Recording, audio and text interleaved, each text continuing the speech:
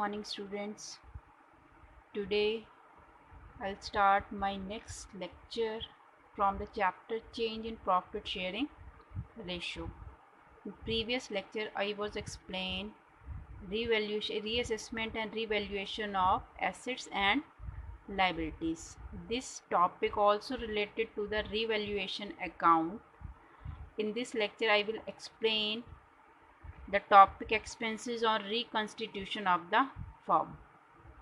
Okay, now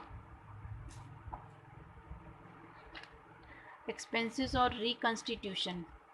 I hope you all will know the concept reconstitution. If there is any change in partnership form,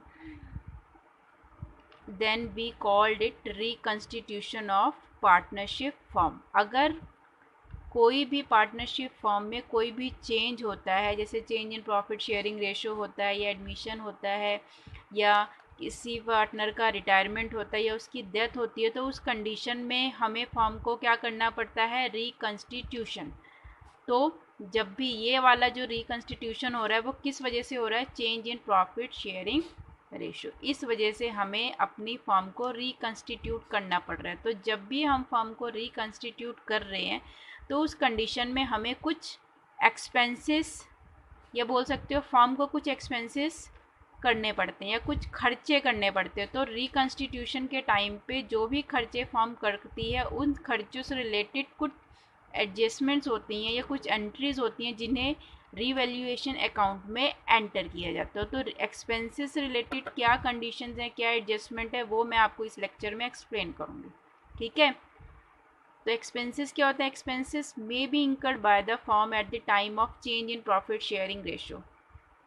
expenses कब किए जाते हैं, जब भी कोई फर्म अपने प्रॉफिट शेयरिंग रेशो को चेंज करने जा रही है या रिकंस्टिट्यूशन करने जा रही है, तो उस कंडीशन में एक फर्म को कुछ खर्चे करने पड़ते हैं। वो खर्चे रिकंस्टिट्यूशन करने की वजह से करने पड़ते हैं।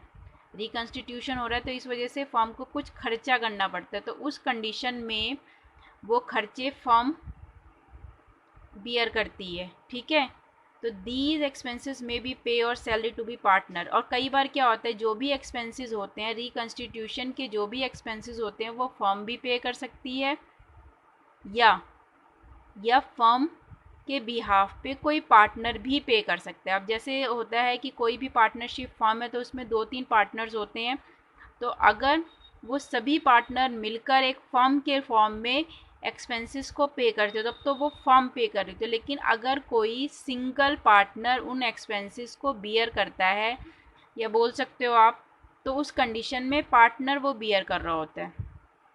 तो जब यह बोल सकते हो कि उसको रिस्पॉन्सिबिलिटी फर्म ने दी है कि आपको जो भी रिकंस्टिट्यूशन करते टाइम जो भी खर्चा आ रहा है उसको आप खुद मैनेज करोगे। तो उस कंडीशन में उस पार्टनर को एक सैलरी पे की जाती है या एक रेम्यूनरेशन पे किया जाता है, ताकि जो भी उसे रिस्पॉन्सिबिलिटी या जो भी एक्सपेंसेस को मैनेज करने का काम दिया गया था उसके बदले उसे एक सैलरी दी जा सके। तो ये जो एक्सपेंसेस और मे बी पे एज सैलरी। अब ये एक्सपेंसेस जैसे सैलरी के रूप में भी, क्योंकि अगर फर्म खुद पे कर रही है तब तो कोई प्रॉब्लम नहीं है, खुद ही पे कर रही है, खुद ही बॉन्ड कर रही है, तब आपको अलग एंट्री कर। लेकिन कई बार क्या हो जाता है कि फर्म किसी पार्टनर को रिस्पॉन्सिबिलिटी दे देती है कि आप इन एक्सपेंसेस से रिलेटेड सारी चीज़ें मैनेज करोगे। तो उस कंडीशन में जो भी पार्टनर होता है उसे एक सैलरी प्रोवाइड की जाती है, किसकी तरफ से, फर्म की तरफ से। पार्टनर को भी वो सैलरी दी जा सकती है या हम किसी आउटसाइड पार्टी, किसी तीसरे पर्सन को, आउटसाइड पार्टी का मतलब थर्ड पर्सन, फर्म जरूरी नहीं है पार्टनर को ही वो रिस्पॉन्सिबिलिटी, किसी थर्ड पर्सन को भी वो रिस्पॉन्सिबिलिटी दी जा सकती है। तो ये एक्सपेंसेस जो भी मैनेज, एक्सपेंसेस रिलेटेड जो भी रिस्पॉन्सिबिलिटी है वो फर्स्ट है पार्टनर भी बेयर कर सकता है, पार्टनर भी मैनेज कर सकता है या कोई तीसरा पर्सन जो आउटसाइडर है वो भी मैनेज करता है। तो उसके बदले में फर्म उसे क्या देती है, एक सैलरी। आउटसाइडर को भी देनी पड़ेगी क्योंकि उसने वो रिस्पॉन्सिबिलिटी की है। तो कंडीशन ये आती है कि जब भी एक्सपेंसेस आपको क्वेश्चन के अंदर गिवन होंगे तो उसको आपको कैसे एडजस्ट करना है, क्योंकि आपको ये मेंशन होगा कि दी एक्सपेंसेस रिकन्स्टिट्यूशन एक्सपेंसेस बॉन्ड बाय फर्म या बॉन्ड बाय पार्टनर, तो उस कंडीशन में अलग अलग जनरल एंट्रीज आपको रीवैल्यूएशन अकाउंट में पोस्ट करनी होंगी। ठीक है। Now expenses debited to revaluation account because these expenses, अब जो भी खर्चे होते हैं क्योंकि रिकन्स्टिट्यूशन से होते हैं, और एक्सपेंस क्या होता है हमारे लिए, एक खर्चा है, एक लॉस है।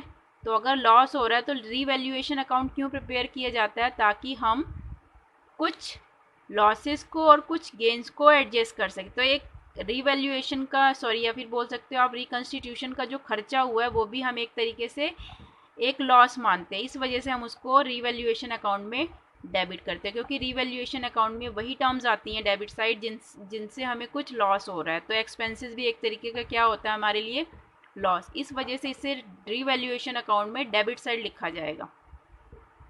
रिकन्स्टिट्यूशन से रिलेटेड होते हैं। तो जनरल एंट्री क्या होती है, जनरल एंट्रीज आपकी मेन जनरल एंट्री यहाँ से शुरू होती है, when salary paid to a partner, अगर किसी पार्टनर को रिस्पॉन्सिबिलिटी दी गई है, you have to manage reconstitution work, then he get a salary from firm. तो उस कंडीशन में आपको क्या जनरल एंट्री क्रिएट करनी है, तो आपकी एंट्री क्या होगी, revaluation account debit to concern partners capital account.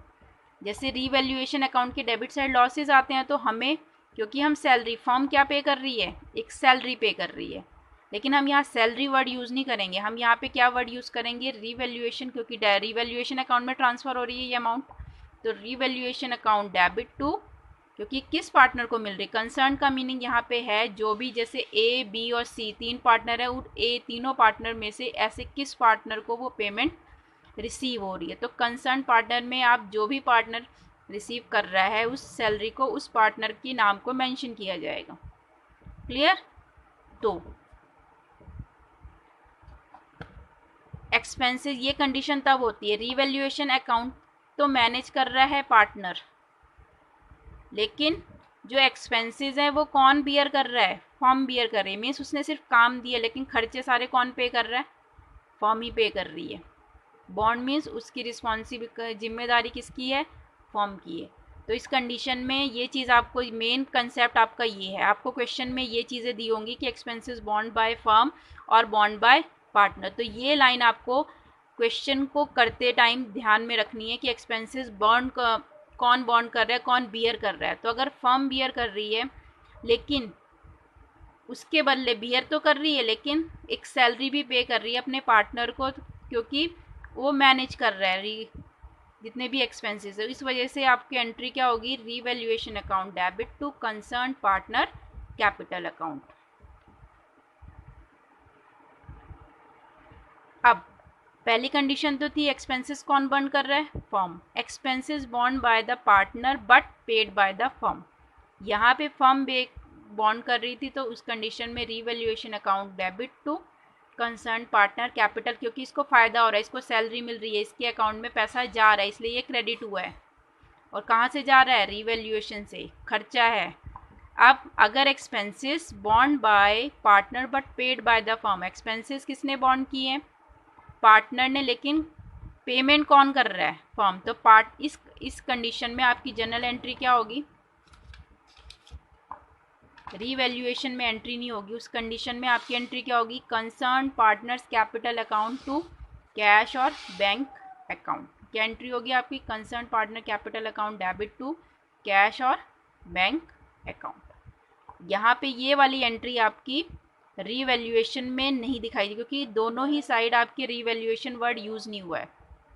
तो जब फर्म बॉन्ड करेगी और सैलरी पे करेगी अपने पार्टनर को, तो revaluation to concern partner capital account. लेकिन अगर फर्म नहीं, पार्टनर बॉन्ड कर रहा है और पे कौन कर रहा है, फर्म पे कर रही है, तो क्योंकि पार्टनर बॉन्ड कर रहा है तो कंसर्न पार्टनर, बॉन्ड का मीनिंग होता है बियर, कौन उठा रहा है खर्चे। Concern partner capital account debit to cash और बैंक अकाउंट। क्लियर। नाउ अब कई बार क्या होता है, आपको क्वेश्चन में ये वाली कंडीशन भी गिवन होती है, when expenses bear and paid by the. कई बार क्या होता है, expenses bear and paid by the partner, then there is no entry. आपको ये ध्यान में रखना है कि जब एक्सपेंसेस बियर भी कर रहा है, ये वर्ड आपको ध्यान में रखना है, जब बियर भी कर रहा है और पे भी कर रहा है, कौन कर रहा है? Partner. Then there is no, तब आपको कोई भी एंट्री नहीं करनी है। नो एंट्री इन रीवैल्यूएशन और एनी अदर प्लेस। आपको कोई भी एंट्री नहीं करनी है, आपको सिंपल एंट्री करनी, क्योंकि पेमेंट भी वही कर रहा है, एक्सपेंसेस भी वही बियर कर रहा है, तो इस कंडीशन में कोई भी एंट्री नहीं करनी है। ठीक है। When expenses bear and paid by, अब पहली कंडीशन थी जब बियर भी कर रहा है पेड भी कर रहा है, कौन कर रहा है? पार्टनर, तो कोई एंट्री नहीं करनी है आपको। When expenses bear and paid by the firm, then expenses कौन बियर कर रहा है? यहाँ पे है हमारे पास फर्म। फर्म की कंडीशन में एंट्री तो करनी है, लेकिन एंट्री क्या करनी है? Revaluation account debit to cash, क्योंकि फर्म को ही पार्टनर से कुछ लेना देना नहीं है, तो आपकी एंट्री क्या होगी? Revaluation account debit to cash. जब पार्टनर से कुछ लेना देना होता है तो हम पार्टनर्स के कैपिटल अकाउंट को डेबिट कर देते हैं, सॉरी क्रेडिट कर देते हैं, लेकिन यहाँ पे बियर भी वही कर रही है, पेड भी वही कर रही है, तो सिंपल एंट्री करनी है revaluation account debit to cash. और अगर पार्टनर कर रहा है तो कोई एंट्री नहीं करती। बस ये दो चीज़ें आपको ध्यान में रखनी है। तीसरी चीज़, ये एक तो ये कंडीशन होती है क्वेश्चन में, एक ये होती है, और तीसरी मैंने आपको ये वाली बताई है, when salary paid to a partner for his services. Salary दी जा रही है और यहाँ पे फर्म बॉन्ड कर रही है, then revaluation to concern partner, लेकिन अगर पार्टनर बॉन्ड कर रहा है तो उसी पार्टनर को आपको डेबिट तो करना है, लेकिन एंट्री क्या हो जाएगी? कैश और बैंक अकाउंट। कोई भी रीवैल्यूएशन, ये वाली एंट्री आपको बस ध्यान रखनी है, ये आपको रीवैल्यूएशन अकाउंट में ट्रांसफ़र नहीं करनी है। क्लियर? कंक्लूजन में मैं यही बोलूँगी, इफ़ फर्म बॉन्ड the expenses then revaluation account is debit. अगर फर्म पेमेंट कर रही है, बॉन्ड कर रही है, तो उसको रीवैल्यूएशन अकाउंट में डेबिट साइड, अगर खर्चे फर्म उठा रही है तो रीवैल्यूएशन अकाउंट में एंट्री आएगी ही आएगी। और अगर पार्टनर बॉन्ड कर रहा है, पे कर रहा है, तो कोई एंट्री नहीं आएगी। और फर्म बॉन्ड भी कर रही है लेकिन एक सैलरी के रूप में दे रही है, तब भी वो आपकी डेबिट साइड ही एंट्री होगी। क्लियर? ना format of revaluation, format of एक रीवैल्यूएशन अकाउंट को बनाया कैसे जाता है, जैसे मैं पहले ही एक्सप्लेन कर चुकी हूँ कि अगर एक साइड होती है आपकी डेबिट और दूसरी साइड क्या होती है? Credit. Revaluation account just like a profit and loss account. In profit and loss account, in debit side we take all expenses and credit side will take all revenues. But in revaluation account we also take some losses, but these losses related to the assets or liabilities.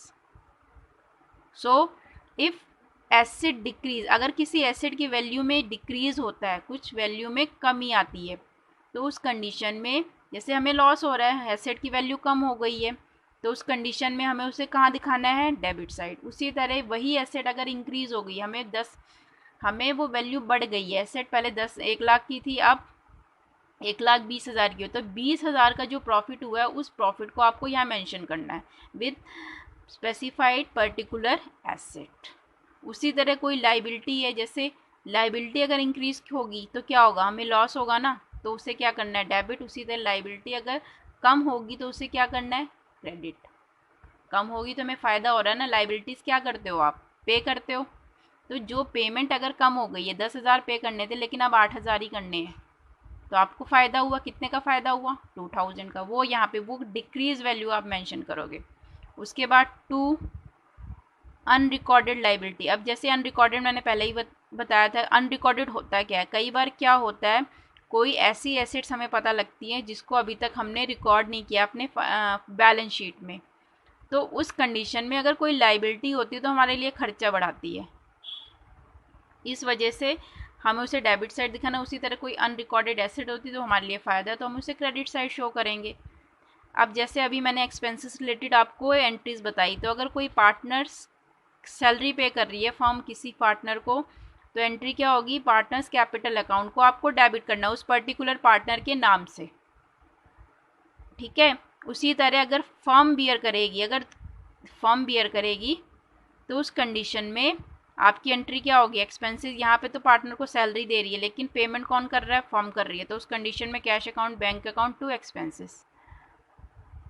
ये मैंने इस वजह से mention किया क्योंकि मैंने आपको last transaction जो बताई थी, अगर फर्म पे कर रही है तो रिवैल्यूएशन को डेबिट साइड एंटर कर रहे हैं ना, लेकिन हम वर्ड तो कैश और बैंक ही लिखेंगे क्योंकि एंट्री रिवर्स वर्ड ही यहाँ पे मेंशन होगा। तो यहाँ पे क्या आ जाएगा आपका, कैश और बैंक अकाउंट। उसी तरह पार्टनर्स कैपिटल अकाउंट, जैसे ये वाली एंट्री थी, हम सैलरी पे कर रहे थे, रिवैल्यूएशन को डेबिट किया हुआ था, हमारे लिए लॉस था, फर्म के लिए लॉस था, तो उस वजह से इसको क्या करना है, रिवैल्यूएशन अकाउंट डेबिट, लेकिन उस पार्टनर के पर्टिकुलर नाम को आप मेंशन करोगे।